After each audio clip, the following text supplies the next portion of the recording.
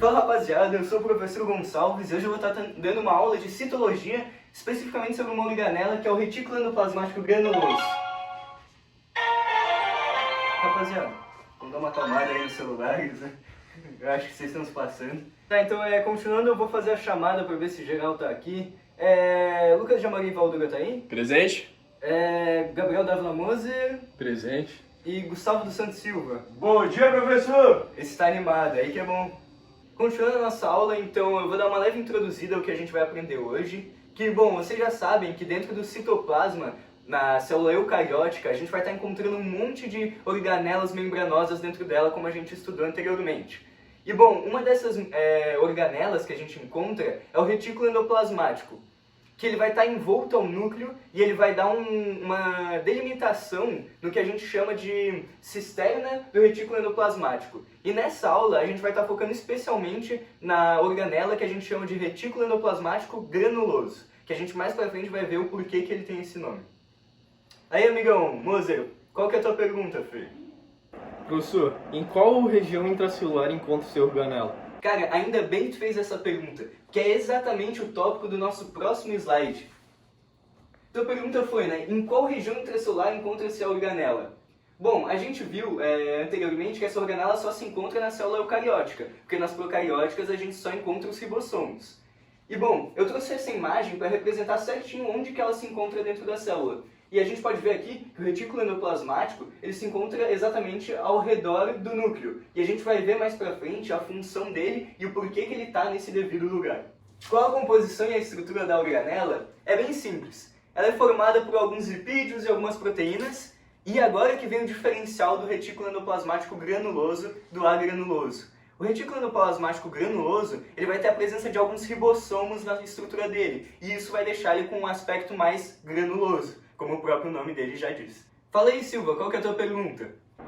Então, professor, qual a função da organela?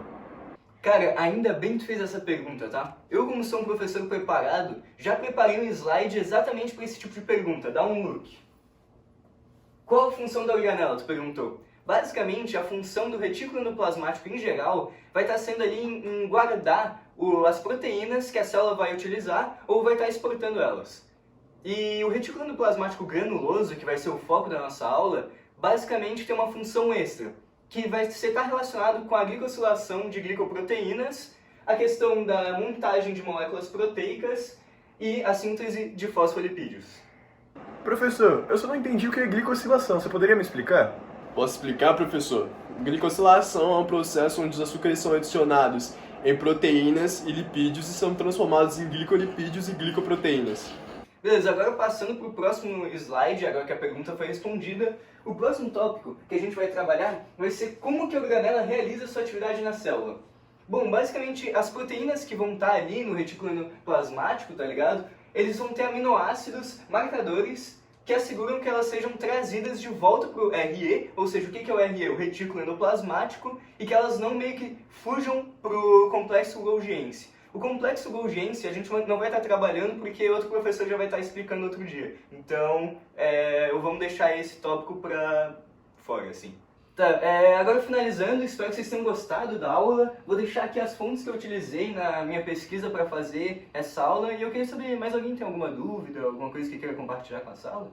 Professor, eu tenho uma curiosidade anotada aqui no meu caderno.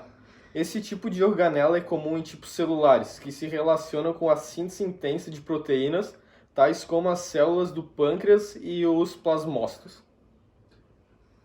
Ô professor, eu tava aqui atrás mexendo no celular também e descobri mais uma curiosidade. Graças aos ribossomos, aderimos às suas membranas. O retículo endoplasmático rugoso atua na produção de certas proteínas celulares como o colágeno. Bem lembrado, rapaziada. Obrigado pela participação aí, os acrescentos que foram muito interessantes aqui na aula. E bom, agora, infelizmente, o nosso tempo está acabando. E essa vai ser a finalização do nosso trabalho, do trabalho que a gente fez hoje, da aula. Espero que vocês tenham gostado. É isso aí. Fica aí. Valeu!